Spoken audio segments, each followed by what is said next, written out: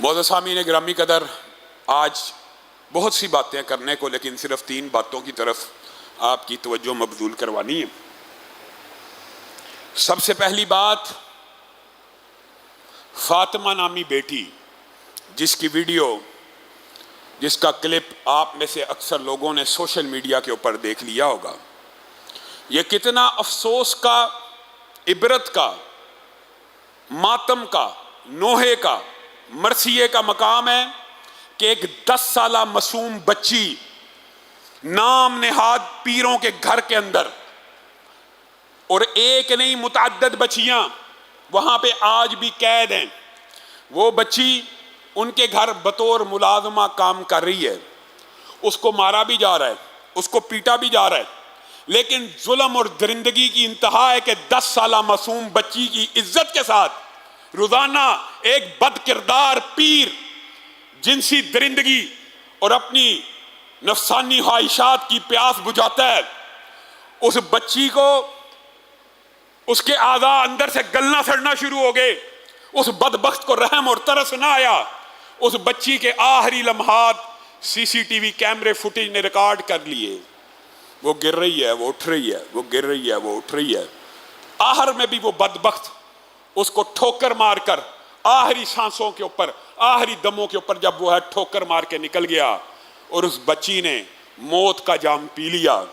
وہ ویڈیو آج آپ کے اور میرے اور پورے پاکستان کے منہ کے اوپر ایک تمانچہ ہے۔ کہاں پہ ہم جی رہے ہیں، کہاں پہ ہم بس رہے ہیں؟ زیادتی کرنے والا، جنسی درندگی کا نشانہ بنانے والا مسجد کا ملا ہو، کسی گدی کا پیر ہو، کسی سندھ کا وڈیرا ہو، اللہ کی قسم تینوں کی ایک ہی سزا ہے، اسے چوک میں پھانسی کے اوپر لٹکا دیا جائے تاکہ یہ درندے دوبارہ کسی کے ساتھ اپنی پیاس کو بجھا نہ سکے۔ یہ کیا ہے؟ اس کے خلاف ہم نے بھی ایک قطرے کی طرح سمجھ لیجئے، چونچ پہ جو چڑیا آگ بجھانے کے لیے قطرہ لے کے آئے، ایک قطرہ شاید ہم نے بھی پھینکا، ہم نے بھی سوشل میڈیا کے اوپر آواز اٹھائی، وہ بدبخت ملعون پیر پکڑا گیا۔ جیسے ہی پکڑا گیا، سندھ کے ڈاکو سندھ کے ڈاکو اس کے دفاع میں کھڑے ہو گئے اور ویڈیو بنانا شروع کر دی، خبردار جو پیروں کے خلاف کسی نے بکواس کی ہم اس کو قتل کر دیں گے۔ انا للہ و انا الیہ راجعون۔ ابھی بھی آپ کی آنکھیں نہیں کھلی؟ میں ابتدا لوگ باتیں کرتے ہیں کہ جناب مدارس میں یہ ہوتا ہے تو وہاں پہ اجازت ہے، مدارس کے اندر یہ بد عملی بد فعلی کرنے والا بھی اسی طرح مجرم ہے جس طرح سندھ کا وڈیرا اور پیر مجرم ہے۔ ہزاروں داسیاں، ہزاروں بیٹیاں ان کی جنسی ہوس کا اور درندگی کا نشانہ بنتی ہیں۔ وہ تو اللہ کو بھی کئی فیصلے اللہ نے قیامت کے دن کے لیے چھوڑے ہوئے ہیں، لیکن اس فیصلے کو اللہ تعالیٰ نے دنیا میں بھی کرنا تھا۔ بِأَيِّ ذَنبٍ قُتِلَتْ، کس جرم کے تحت قتل کی گئی؟ اس ویڈیو نے لوگوں کو ایک شعور دیا، لوگوں نے منظم احتجاج کیا سوشل میڈیا پہ، ورنہ اس کے خلاف کوئی ایف آئی آر نہیں تھا کاٹ سکتا۔ ایف آئی آر کٹی، بڑے بہانے لگائے گئے، بیمار تھی، یہ تھی، وہ تھی، لیکن اللہ کے فضل و کرم سے آپ لوگوں کے پریشر کی وجہ سے اس بچی کا پوسٹ مارٹم ہوا۔ اس پوسٹ مارٹم کی رپورٹ کوئی بھی درد دل رکھنے والا انسان پڑھ نہیں سکتا، جو کچھ حیوانگی اور درندگی کا مظاہرہ اس ملعون پیر نے اس بچی کے ساتھ کیا، کوئی پڑھ نہیں سکتا۔ کتنی فاطمائیں، کتنی اور بیٹیاں اس قوم کی یوں ہی در بدر پھرتی رہیں گی؟ کہاں ہیں ادارے، کہاں ہے انتظامیہ؟ کیوں اتنا لمبا ٹرائل ہوتا ہے؟ ایویڈنس موجود ہے، ہر چیز میچ کر چکی ہے، زیادتی کا ثبوت مل چکا، کیوں نہیں ٹانگ رہے؟ اس کی ابتدا میں بارہا آگے کہتا ہوں، جب بھی ہم یہ بات کرتے ہیں وہ بدبخت موبتی مافیا اور سیکولر مافیا اور وہ آنٹیاں چیخنا چلانا شروع کر دیتی ہیں کیپٹل پنشمنٹ نہیں ہونی چاہیے، یہ مدرسے کا مولوی یہ جرم کرتا ہے، اور مدرسے کا مولوی اگر یہ جرم کرتا ہے تو اس کو معاف ہے، اس کی بھی یہی سزا ہے، اس کو مینار پاکستان کے اوپر لٹکا دیا جائے۔ ابتدا مولوی سے کر لیجئے، لیکن اللہ کے لیے اس زمین کے اوپر اللہ کے قانون کسی ایک کو تو نافذ کر دیجئے۔ ان بچیوں کو اگر درندگی سے بچانا ہے، نازل کر تو عیسیٰ کو، یا بھیج خدایا مہدی کو، دیکھ دجال آزاد ہوئے اور پھولوں کے کیا حال ہوئے۔ یہ کوئی معاشرہ ہے یا ہم کس معاشرے میں جی رہے ہیں؟ اور ظلم بالا ستم یہ ہے کہ ہم بندہ کس کس بات کے اوپر احتجاج کرے۔ کل فیصل آباد کے اندر وہ رمضان جس کے گھر دوسرے مہینے 24,000 بجلی کا بل آ گیا، پچھلے مہینے بل آیا 23,000، موٹر سائیکل بیچ کے ادا کر دیا، اس مہینے بل آیا 24,000، ترلے منت کرتا رہا میٹر ریڈر والوں کے، کچھ نہ سنی، میٹر کٹ گیا۔ اس نے کہا یہ میٹر نہیں کٹا، یہ میری زندگی کی شہرگ حیات کٹ گئی ہے۔ پنکھے کے ساتھ پھندا بنایا اور اس میں جھول کے خودکشی کر لی ہے۔ بتائیے اس قتل کی FIR کس کے خلاف کاٹی جائے گی؟ آپ حضرت عمر کے واقعات سارے حکمرانوں نے رٹے ہوئے ہیں جی، اگر فرات کے کنارے پہ، نیل کے کنارے پہ کتا بھی بھوکا پیاسا مر گیا تو میں عمر ذمہ دار ہوں۔ یہ جو رمضان اور پورا پاکستان خودکشیاں کر رہا ہے مہنگائی کی وجہ سے، یہ ان کی FIR کن کے خلاف کاٹی جائے گی؟ اللہ کا خوف کیجیے، اللہ سے ڈریے۔ میں تو یہ کہتا ہوں جس وقت آپ شاہد ہیں اس بات کے، اسی ممبر کے اوپر سے جس وقت سارے اپوزیشن لیڈر جیلوں کی ہوا کھا رہے تھے، اس وقت بھی عمران خان کی اپوزیشن کرنے والے اگر کوئی موجود تھے، یا آپ شاہد ہیں اس ممبر سے ہمیشہ عمران خان کی اپوزیشن کی ہے۔ کن امور کی وجہ سے؟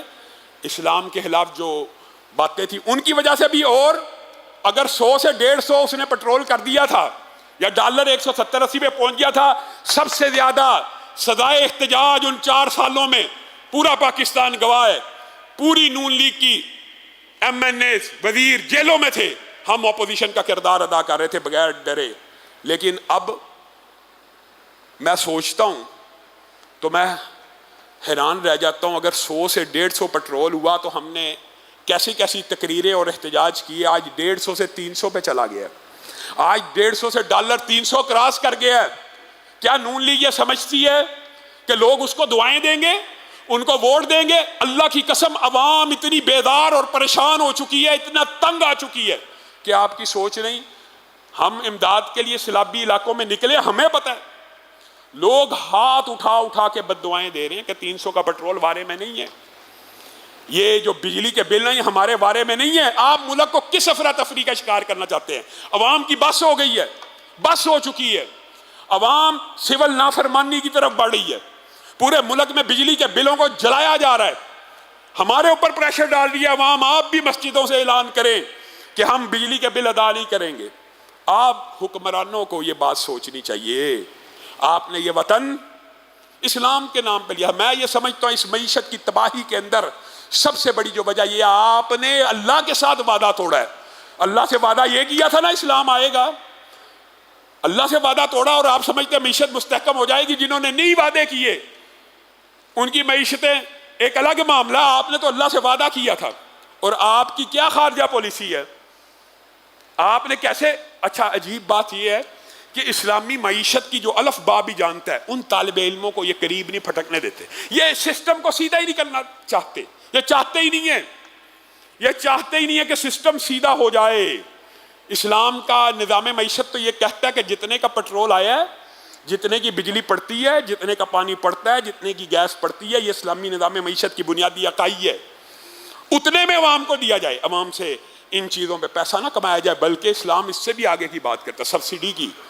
آپ ان چیزوں پہ سبسڈی نہیں دیتے تو اللہ کے لیے عوام سے ان 3-4 چیزوں پہ پیسہ مت کمائیں، عوام کو جتنے کا پڑتا ہے اتنے کی دے دیں، پھر عوام آپ کا کارکن بن کے، آپ کا مزدور بن کے، آپ کی ملوں کو، آپ کی فیکٹریوں کو، آپ کے کارخانوں کو، پورے ملک کے اندر کاروبار اور تجارت کو، اگر پڑتے میں آج بھی آپ یہ فیصلہ کر لیں کہ ہم نے پڑتے میں عوام کو دینا، تو اللہ کی قسم پورے ملک کی انڈسٹری چل جائے گی، پورے ملک کی تجارت چل جائے گی، زر مبادلہ کے ذخائر آ جائیں گے۔ آپ ان چیزوں پہ کماتے ہیں جو عوام کو سبسیڈائز کر کے دینی تھی۔ چائنا نے ہلکا سا معیشت کا یہ ماڈل اختیار کیا کہ سبسیڈائز کر دیا جائے، آج چائنا کے گھر گھر میں انڈسٹری لگی ہے۔ آپ کبھی چائنا جائیں، جو لوگ جاتے ہیں مجھے بتاتے ہیں کہ لاما صاحب آپ حیران رہ جائیں گے، بجلی اتنی سستی، گیس اتنی سستی، عوام مزید سہولتیں دیتی ہے۔ کس وجہ سے؟ یہ مال بیچیں گے تو زر مبادلہ کہاں آنا ہے؟ چائنا میں ہی آنا ہے۔ یہ پاکستانی حکمرانوں کو آج تک اتنی سی بات سمجھ نہیں آئی. گھر گھر میں گڑیاں بنانے کی فیکٹریاں, گھر گھر میں کھلونے بنانے کی فیکٹریاں. جو لوگ چائنا جاتے ہیں کہتے ہیں چھوٹے چھوٹے گھروں میں بھی انڈسٹری لگی ہوئی ہے. کوئی بندہ, ہر بندہ حکومت کا شکر گزار ہے کہ پڑھتے میں بلکہ سبسڈائز. اور اگر حکومت اس ماڈل کو اختیار کرے اسلامی نظام معیشت کے, اور پھر بات یہ کرنا کچھ نہیں چاہتے, آپ کے پاس ذخائر موجود ہیں, آپ وہ کسی کو آپ پٹرول نہیں نکالنا چاہتے, آپ سونا نہیں نکالنا چاہتے, آپ تانبا نہیں, آپ آج تک کوئلے کی کانوں کے اوپر قابض گروہوں سے کوئلے کی کانیں نہیں آزاد کرا سکے. آپ کیا چاہتے ہیں؟ دکھ ہوتا ہے. خارجہ پالیسی کی ہے, جب دل کرے انڈیا پانی چھوڑ دیتا ہے, لاکھوں اربوں روپے کا نقصان ہو جاتا. یہ ہماری خارجہ, اتنا ہم ہے جرم ضعیفی کی سزا مرگ مفاجات, اتنے ہی کمزور ہو گئے. ہاں ہو گئے. پھر دکھ ہوتا ہے. بات آئی ہے انڈیا کی,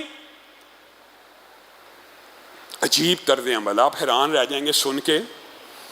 پورے 3 دن ہو گئے ہیں پاکستان کے سائنسدان, پاکستان کے سیکولر اور پاکستان کی لبرل مافیا انٹرنیٹ کے اوپر, ٹویٹر کے اوپر, فیس بک کے اوپر, واٹس ایپ کے اوپر مولویوں کو گالیاں نکال رہی. کس وجہ سے؟ جی انڈیا چاند پہ پہنچ گیا ہے اور مولوی اس باحث میں اور اس بات میں لگے ہیں کہ ایک دوسرے کے پیچھے نماز ہوتی ہے کہ نہیں ہوتی, عقل پہ کیسے پڑتا ہے. اور مولوی نے تجھے روکا چاند پہ جانے سے؟ وہ ایک بہودہ سائنسدان, انڈیا تو چاند پہ پہنچ گیا, وہ صرف پاکستان میں کالم لکھتا ہے. انڈیا تو چاند پہ پہنچ گیا ہے, وہ سارا دن مولویوں کے خلاف بکواس کرتا ہے. انڈیا تو چاند پہ پہنچ گیا ہے, وہ اپنی یونیورسٹی میں صرف ناچ گانے اور بھنگڑے کی محفلیں سے جاتا ہے.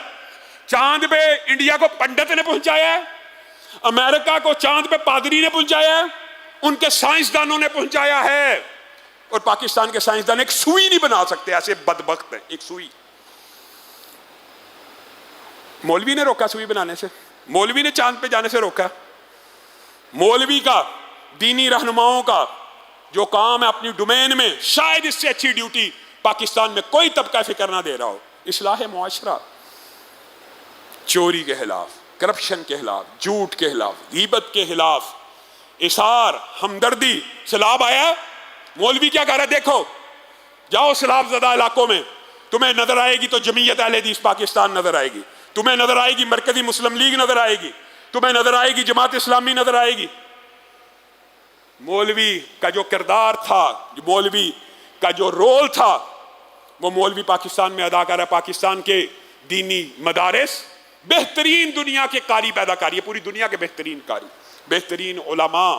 لیکن مولویوں کو بھی اب اس بات کو سوچنا چاہیے کہ سائنسدان بھی اب مولویوں کو پیدا کرنے چاہیے, کیونکہ سیکولر تعلیمی ادارے بدکاری, فحاشی اور یعنی کے علاوہ کچھ پیدا نہیں کر رہے. 75 برس ہو گئے ہیں, آج تک کوئی مولوی حکمران آیا؟ لبرل آیا, سیکولر آیا, جج آیا, جرنیل آیا, سیاستدان آیا. چاند پہ انہوں نے پہنچانا تھا کہ مولوی نے پہنچانا تھا؟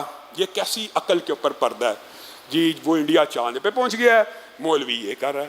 اللہ کے بندو, یہ کیسا فلسفہ ہے؟ یہ اسلام کے خلاف ایک بغض ہے جو ہر روز ہر وقت تمہارے منہ سے اگلتا رہتا ہے. اللہ تعالیٰ ہم سب کی اصلاح فرمائے.